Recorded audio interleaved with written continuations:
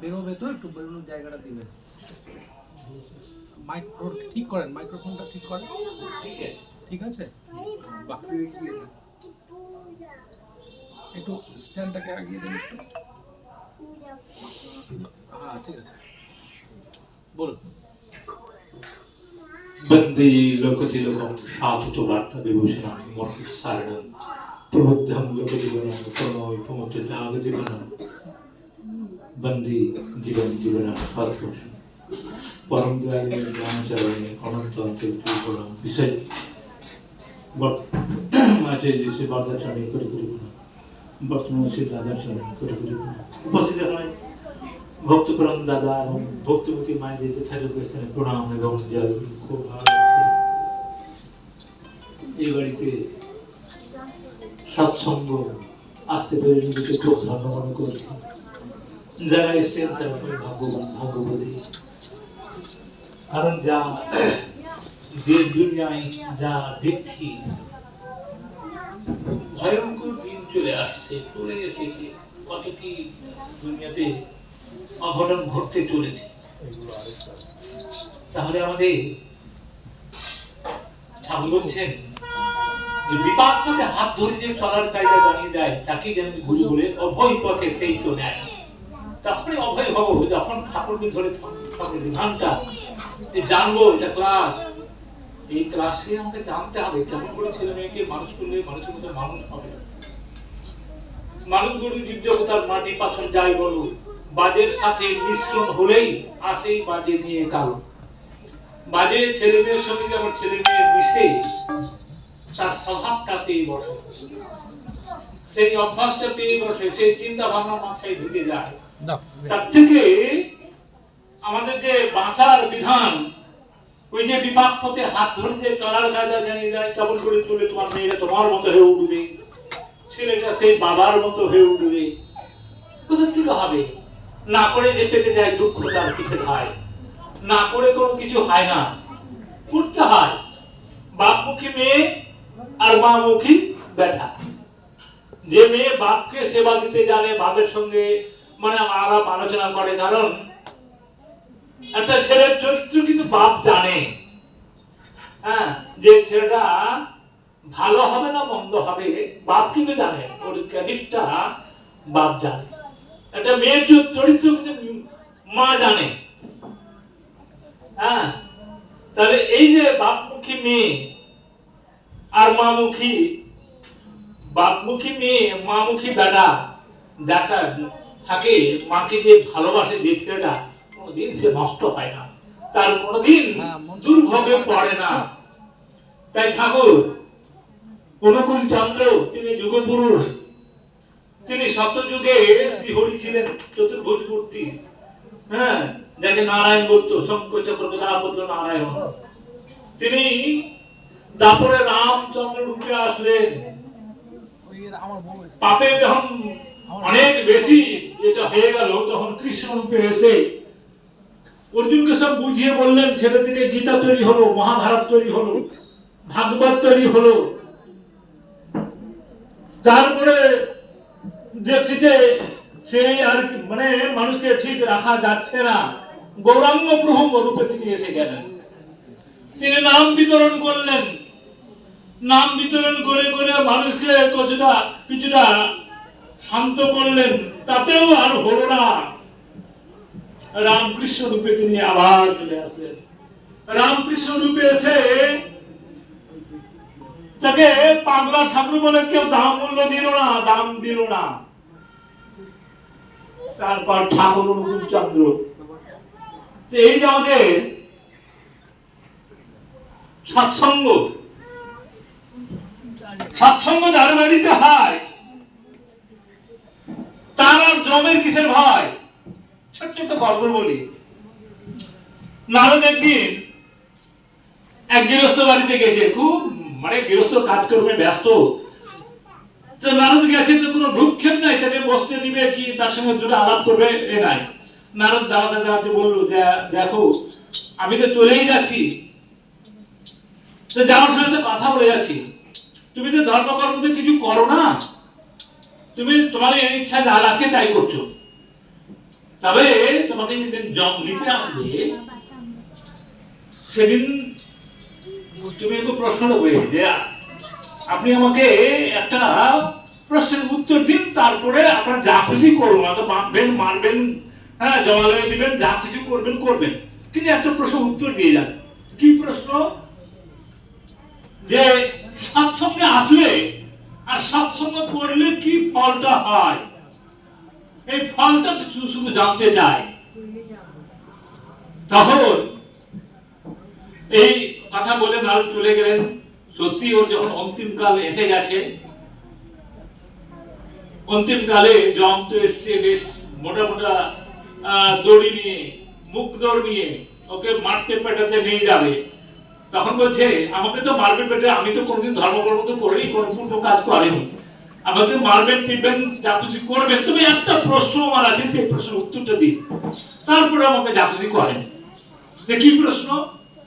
তো সৎসঙ্গ একদিন করলে কি হয়? তখন তো যমদূত তো আর কিছু বলতে পারছে না, এই তো এর মাহাত্ম তো আমি জানি না, কি করে বলবো, উত্তরটা কি করে দিব? সঙ্গে সঙ্গে যমদূত যমরাজের কাছে, যমরাজ তো ও তো বলছে সৎসঙ্গ করলে কি হয়, ও তো বলতে পারছে না। ও তখন ওকে নিয়ে, ওই আত্মাটাকে নিয়ে চলে গেল ইন্দ্রলোকে। ইন্দ্রলোকে যখন সর্বরাজ্য আছে, ইন্দ্রলোকে গিয়ে ইন্দ্রকে সেই প্রশ্নটা রাখলো। ইন্দ্র বলছে আমি জানি না, হয়তো ব্রহ্মলোকে বলতে পারবে, ব্রহ্মা যে সৃষ্টি করেছে সেই হয়তো বলতে পারবে। ব্রহ্মলোকে যখন গেছে, ব্রহ্মা বলছে সৎসঙ্গের মাহাত্ম আমি জানি না, শিব মানে খুব নাম জপ করে সেই হয়তো বলতে পারবে। শিব লোকে যখন গেছে, শিবও কিন্তু আর বলতে পারছে না, বলতে বললে স্বয়ং গোলক বিহারী বলতে পারে, নারায়ণ বলতে পারে। নারায়ণের ওখানে যখন গেছে যমরাজ ওই আত্মাটাকে নিয়ে, যে এই সমস্যায় পড়ে গেছি, কোথায় যমলোক আর ইন্দ্রলোক সূর্যলোক সব ঘুরে আসলাম, সৎসঙ্গের মাহাত্মটা আমি জানি না, কেউ বলতেও পারবো না, এর মাহাত্মটা কি বলুন, এই আত্মাটাকে আমি কোনো শাস্তি দিতে পারছি না। কে বুঝতে পারছো না? আজকে কত পাপ করেছে, কোনোদিন ধর্মকর্ম করেনি, কিন্তু একটু সৎসঙ্গ করতে গিয়ে তার যমলোক দর্শন, তার ব্রহ্মলোক দর্শন, তার ইন্দ্রলোক দর্শন, তার শিবলোক দর্শন গোলকে এসছে, তাহলে কত পাপ কাটলো। এই জন্য এই সৎসঙ্গ করাতে হয়, সৎসঙ্গে গেলে এইটুকু ফল হয়। তাহলে আমাদের ঠাকুর যে এসছেন, এই যে যুগ সমস্যায় এসে গেছে, ছেলেরা নিজে, ছেলে মেয়েরা নিজে নিজেই পছন্দ অনুযায়ী বিয়ে থাকা করছে, আর এই যদি হয় আমার মানুষ কোথায়, আমার এত অর্থ আছে, আমার এত অর্থ আছে, আমার এত বড় শক্তি আছে, আমি একটা মিনিস্টার আছি, ইত্যাদি বিভিন্ন রকমের আমার ভিতরে একটা ইগো আছে, মান সম্মান আছে, অহংকার আছে, তাহলে এগুলো থেকে রেহাই কি করে পাবো? তাই তিনি বলছেন বিপাক পথে হাত ধরিতে চলার কায়দা। ছোট্ট থেকে ছেলে মেয়ে যে শিক্ষাগুলো দিয়ে তৈরি করতে হয়, সেই শিক্ষা যদি শিক্ষিত না হয়, পরিবেশ থেকে শিক্ষা যদি সংগ্রহ করে, তাহলে কিন্তু আমার ছেলে মেয়েকে কন্ট্রোল রাখতে পারবো না। এই জন্য দাদা আমাদের ব্রাহ্মণ মানুষ তিনি ইষ্টভীতির করার কথা অনেক কিছু বললেন। যার বাড়ি ইষ্টভীতি হয়, সব যজ্ঞের সেরা যজ্ঞ যেমন যজ্ঞের সুবিধানে আনে সৃষ্ট সঙ্গতিশীল নিষ্ঠান ও কৃতি প্রাণে, তার কৃতিত্ব হয় প্রত্যেকদিন ঠাকুরের সঙ্গে যোগাযোগ আছে, যেখানে ঈশ্বরের সঙ্গে যোগাযোগ আছে, তাহলে শয়তান ওখানে ওর বাস আছে, শয়তান ভিতরে প্রবেশ করতে পারবে? যে সব সময় সৎসঙ্গে যাতায়াত করে, যে মন্দিরে যাতায়াত করে, যে দেওঘরে যাতায়াত করে, শয়তান জায়গা পাবে কি? এই জন্য আমাদের যে বলেছেন যে ধর্মকর্ম যাতে করি সৃষ্টিভূতি ফেলে, সবই কিন্তু ব্যর্থ জানিস ওরে আড্ডো ছেলে। ধর্মকর্ম তুমি যতই করো, সূর্য পাঠ করো, ভাগবত পড়ো, আর যত কিছু পূজা পার্বণ করো, ইষ্টভীতি সব চাইতে বড় ব্রত, মানে ঈশ্বরের সঙ্গে আমার কানেক্ট আছে। হ্যাঁ, ঈশ্বরের সঙ্গে ঈশ্বরকে পূজা করলে আমার কোন দেবতার পূজার আমার দরকার পড়ে না। সব দেবতার সমাহারে পুরুষোত্তমের সৃষ্টি, তাকে ধরে সহজ মানুষ নবরূপে করেন ধৃতি বৃষ্টি।